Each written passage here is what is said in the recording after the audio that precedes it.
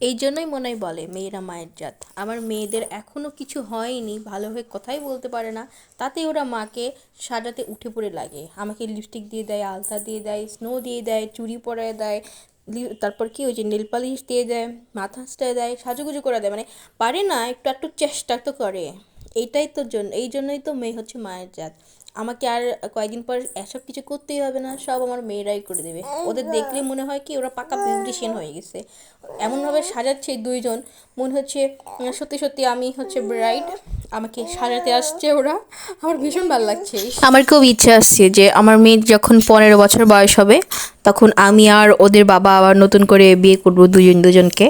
ওরা আমার মেয়েরা আমাদেরকে সাজায় দেবে, আর ওদের সেই সাজুগুজু দিয়েই আমরা নতুন করে বিয়ে করব, মালা বদল করব, শুভ দৃষ্টি করব, সাত পাক করব, মন্ত্র থাকবে, বৈদিক সব কিছুই হবে, সব কিছু হবে, বরযাত্রী আসবে, আবার আমি সবাইকে ইনভাইট করব, মানে এভরিথিং, আমাদের বাড়ির আত্মীয় স্বজন, ওদের বাড়ির আত্মীয় স্বজন সবাই থাকবে। ওরা আবার বাপ মায়ের বিয়ে দেখবে, তোরা বলতে পারে যে না আমরা আমার বাপ মায়ের বিয়ে দেখছি, আমরা নিজের হাতে আমার বাপ মায়েকে সাজায় দিছি, নিজের হাতে দাঁড়ায় দাঁড়ায় বিয়ে দেখছি, সব কিছু নিজের হাতে করছি। এটা আমার কাছে খুব ভালো লাগবে। জানি না এই আশাটা আমার পূরণ হবে কিনা।